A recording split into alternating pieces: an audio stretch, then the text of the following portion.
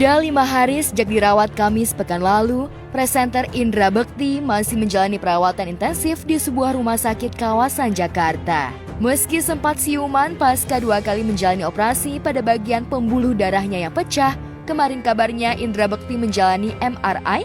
Indra yang sudah mulai bisa menggerakkan tangan dan diajak komunikasi, sempat mengalami blank dan tak mengingat siapapun. Mengingat kondisinya masih belum pulih, pihak dokter akhirnya memutuskan untuk menghentikan sementara kunjungan pasien agar Indra Bekti bisa lebih banyak istirahat.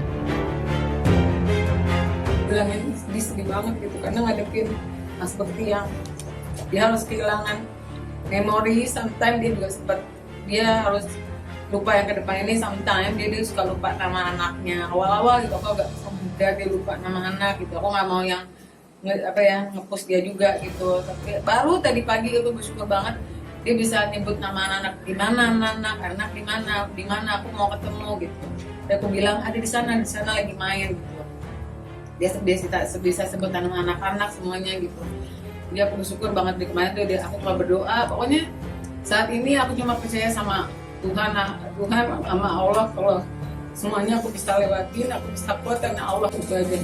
Karena itu buat aku, doa aku udah ijabah kalau Mas Bekti bisa ngelewatin operasi. Besoknya Mas Bekti ini kayak mukjizat banget, dia besoknya bisa sadar dan dia bisa ngenalin aku, bisa dan benar-benar kayak Mas Bekti yang apa adanya gitu. Terus ya cuma dia short memory aja gitu, jadi bisa ngulang-ngulang semua perkataan dan aku harus sabar, ngulang lagi gitu. Jadi aku lagi mau mencoba untuk biar dia nggak memikir aja saat ini gitu. Jadi aku jadi ngejauhin semua TV, semua handphone. Jadi HP itu dia nanya, karena saat kejadian itu kan dia megang handphone, kata dokter emang gitu. Jadi dia nanyain handphone itu karena saat kejadian lagi megang handphone, lagi kerja. Jadi itu yang dia pikirin, kerjaan, handphone. Jadi aku bilang, handphonenya mana? Handphone aku mana? Mati, dicas, aku bilang begitu.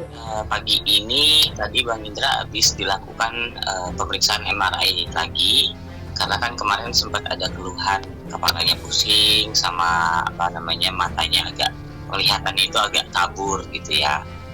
Nah, untuk hari ini tadi sudah dilakukan dan sudah selesai proses MRI-nya, sehingga untuk hasilnya nanti baru dikasih tahu atau baru keluar mungkin siang ya. Maksudnya kirain bisa lihat dari luar gitu kan, dari kacanya gitu. Kan namanya juga ICU ya. Ya nggak boleh lah pasti, tapi kita ya udahlah, namanya juga coba dan nggak akan ngeganggu juga, tapi ya udah emang harus dilarang. Tadi sih kondisi pas keluar, kebetulan kan adik saya ya yang ada di sana sama Dila ya. Jadi kalau tadi dilihat dari fotonya sih Bang Indra sadar posisinya, tapi ya ya lagi merem-merem aja dia. Semoga sih baik-baik aja, hasilnya juga bagus, nanti juga bisa segera dipindah ke ruang rawat inap. Mas Bekti itu semangatnya luar biasa, sampai tadi tuh tensi dia sempat naik juga karena sakit kepalanya itu. Dia slow banget tuh, yang kayak sudah pusing dong, minta obat dong gitu. Jadi terus buat dia, tapi buat para keluarganya dia tolong dijaga banget, dia bilang gitu. Jadi aku cuma ngadepin dia, kenapa Bun? Oke, aku bilang gitu ya. Tapi kita keluarga tetap harus menjaga informasi-informasi yang ada dari dokter gitu. Iya. Luar biasa, buat aku masih semangatnya dia masih luar biasa gitu. Jadi aku juga harus di depan dia, harus kuat dan nggak boleh liatin aku nangis, karena saat ini dia butuh aku gitu. Dan aku bersyukur banget walaupun dia buram, dia nggak bisa mengingat masa yang sekarang ini gitu, tapi dia masih ingat aku gitu, masih dia momen-momen sama aku tuh dia inget banget gitu. Kalau misalnya awal-awal aku ngambek apa gimana sih, dia masih nangis.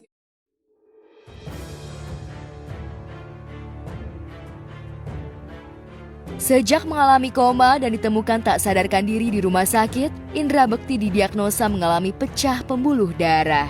Kadar kolesterol dan gulanya juga didiagnosa lebih tinggi dari kadar normal yang seharusnya. Kondisi ini menurut tim medis tentu saja akan membahayakan kesehatan Indra Bekti. Orang yang stroke ini yang ada adalah faktor resiko. Begitu faktor resiko yang ada yang tadi saya sebutkan, misalnya kolesterolnya tinggi, gulanya tinggi, tekanan darahnya atau tensinya tinggi. Jadi ya makan makanan apa yang bisa mempengaruhi kadar kolesterol, kadar gula, kadar tekanan darah, itu bisa membuat memicu orang terjadi malah atau terkena stroke. Jadi, pertama kali lihat kondisinya itu ketika Bekti keluar dari ruang operasi menuju ke ICU, lihat dalam kondisi lemah gitu kan, udah dibotakin juga kan, udah diperban juga. Terkait kalau untuk stroke ini ya tadi faktor resikonya harus dijaga. Kita harus untuk lifestyle kita, pola makan, pola hidup harus dijaga.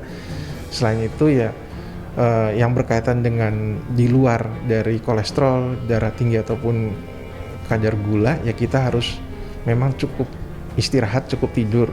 Cukup tidur itu berkaitan dengan nanti tekanan darah. Orang yang kurang tidur umumnya biasa tensinya bisa cenderung tinggi gitu. Jadi ya memang istirahat itu juga berperan gitu. Selain pola makan, pola hidup.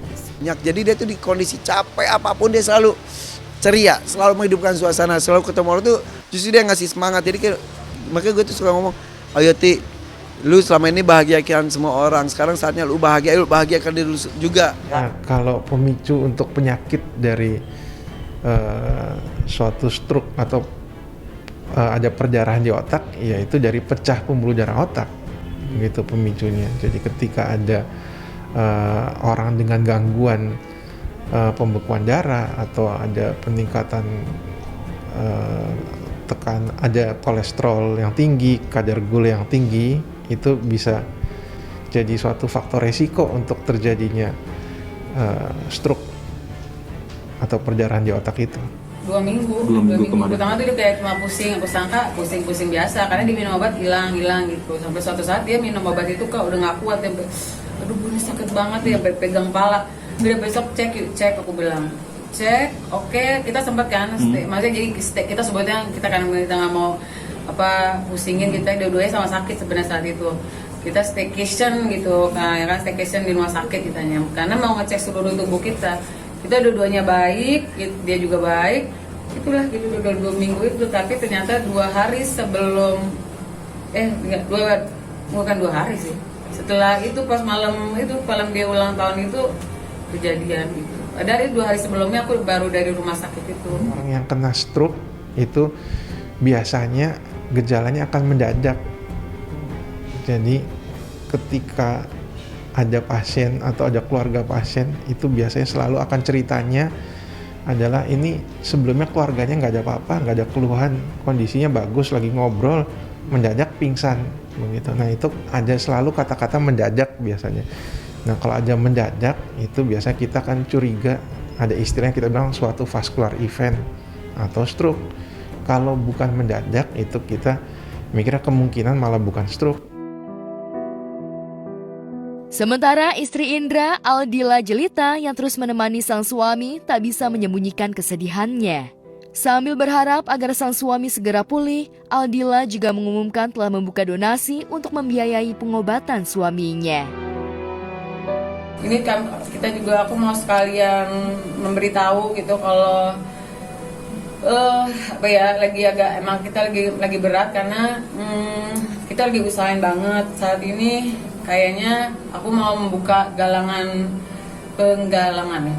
dana gitu untuk Mas Indra, karena yang tampaknya akan 20 hari ke depan Mas Bekti itu akan di sini gitu. Jadinya biayanya udah sangat besar di hari keempat ini gitu. Kalau untuk masalah penggalangan dana itu ya kita sih kembalikan ke beliau ya. Kalau saya sebagai adik ya bisa, kita keluarga ini akan ngebantulah sebisa mungkin. Ya kalau kita dari pihak keluarga kan kembalikan lagi ya, karena itu kan haknya ada di istrinya Dila. Kalau kita sih keluarga tetap akan support apapun. Kalau dia butuh apa dibicarakan ke kita, ke keluarga ya. Kita keluarga juga tetap pasti sampai saat ini kita tuh tetap menanyakan perkembangan, tetap menanyakan apa yang dibutuhkan, seperti itu.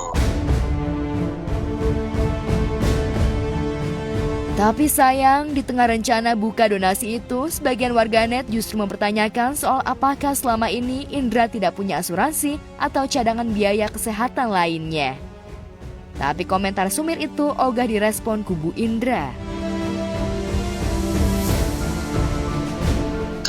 netizen ini kan kita juga nggak bisa menyalahkan ya, masing-masing juga. Kalau saya lihat itu ada yang mensupport, ada yang memang menghujat, ya kita kembalikan ke masyarakat.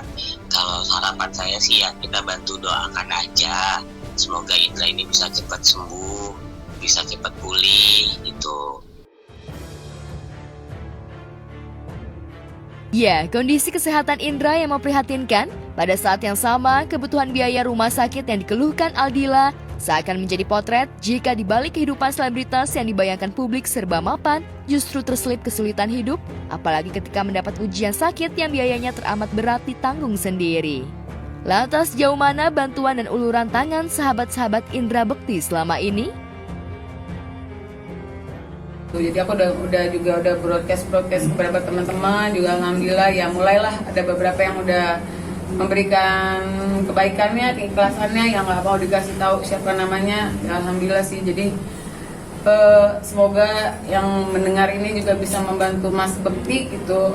Berharap ada tangan-tangan baik yang bisa nolongin Mas Bekti sampai sehat. Amin, amin. Bekti tuh baik banget, kayaknya yang terakhir ketemu Bekti itu suami aku. Jadi insya Allah kalau kita ada waktu kita mau tengokin Bekti deh, bismillah. Insya Allah Bekti semangat, berharap mudah-mudahan diberikan kesembuhan cepat supaya bisa bekerja kembali gitu, bisa mengisi televisi yang kita suka lihat sama-sama.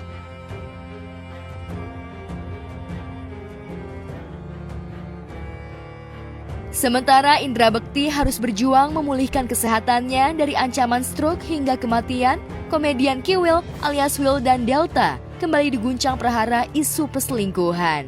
Kabar sumir itu diungkap istri barunya, Fenty Vigianti, ke awak media. Fenty mengendus jika sang suami kembali berulah dengan mendekati wanita lain. Wanita itu disebut-sebut pemilik sebuah travel atau agen perjalanan. Fenty mengaku mempunyai sebuah bukti foto yang menunjukkan kedekatan wanita yang ogah disebutkan namanya dengan mantan suami Rohimah tersebut.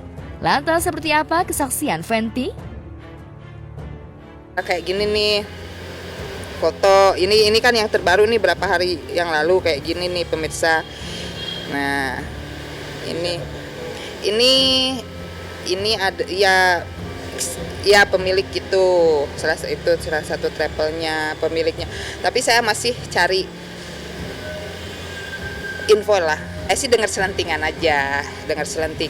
ya dari pihak sana, orang dalam sana, abang itu ada hubungan ya dengan pemilik lah gitu. Tapi masih saya masih saya cari-cari bener apa enggak gitu, kecurigaan saya, feeling saya gitu. Jadi karena banyak juga sih yang laporan-laporan ke saya yang merasa bener enggak, saya bertanya-tanya bener enggak suami saya punya hubungan seperti ini, seperti itu gitu. Ya doain aja lah, mudah-mudahan enggak bener gitu. Tapi dari bukti-bukti kemarin sih mengarahnya ada hubungan khusus, itu aja. Jika benar Kiwil kembali bermain api dengan wanita lain, tabiat lama Kiwil seolah kambuh. Bahkan itu mulai dirasakan Fenty lantaran suaminya mulai mengalami perubahan sikap. Kabar mengenai isu perselingkuhan Kiwil juga tercium oleh mantan istrinya Rohimah. Tapi ketika ditanya apakah Rohimah tahu siapa wanita yang didekati mantan suaminya, ia mengaku tak tahu menau ihwal petualangan asmara baru mantan suaminya.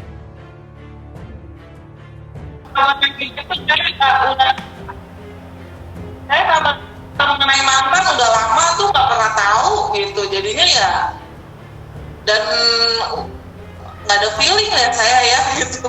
Tapi saya belum bisa komunikasi nih dengan abang gitu karena abang masih susah dihubungin, masih nggak tahu, dengar-dengar sih masih di sana ya, masih ada di Tasik gitu aja.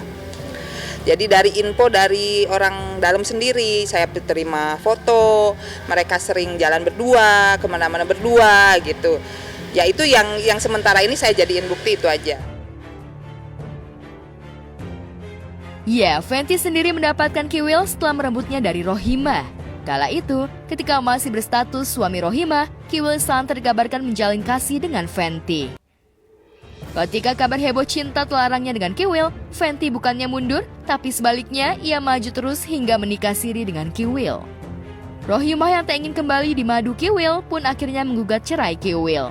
Keduanya akhirnya berpisah, sementara Kiwil memilih bertahan dengan Fenty. Lantas mungkinkah ini karma karena Fenty pernah merebut Kiwil dari Rohimah, atau Fenty dan Kiwil tengah bermanuver lewat drama settingan cinta bohong-bohongan seperti yang pernah dilakukan Kiwil dengan pengusaha dan pedangdut lokal Eva Bellissima. Tanya aja sama orangnya. Saya bukan si penderitanya lagi. Saya kurang tahu, nanti kalau bicara lain lagi gitu. Cuma kalau menurut saya sih, apakah Anda percaya? Yang nggak percaya sih, beliau kembali ke masa lalu lagi. Mungkin ya mau ditinggalkan seperti yang lalu-lalu, mungkin jadi tidak bisa hidup dengan satu istri mungkin gitu. Saya nggak tahu, belum dikomunikasikan lagi.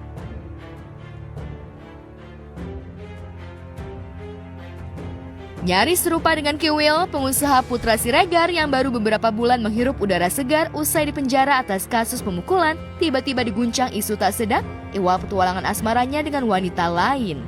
Isu miring ini mencuat setelah sang istri Septi belum lama ini melayangkan gugatan cerainya ke Pengadilan Agama Jakarta Selatan.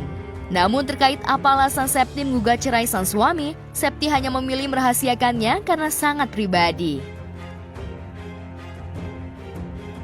Kembali lagi, permasalahan ini pada intinya adalah permasalahan yang selama ini tidak bisa diselesaikan oleh Putra Siregar. Sejak gugatan Septi mencuat, spekulasi liar pun beredar jika pengusaha tersebut diduga diketahui Septi telah bermain api dengan wanita lain. Tapi isu liar tersebut belum bisa dibuktikan, pasalnya Septi belum mau bicara terbuka ke publik. Lantas mungkinkah pasangan yang selama ini dikenal harmonis dan setia ini harus koyak karena pihak ketiga? Mbak Septi itu selalu menunggu bagaimana nih Putra Siregar sebagai seorang suami, sebagai pemimpin keluarga, ya kan, di dalam rumah tangganya untuk bisa menyelesaikan yang selama ini permasalahan yang tidak pernah selesai.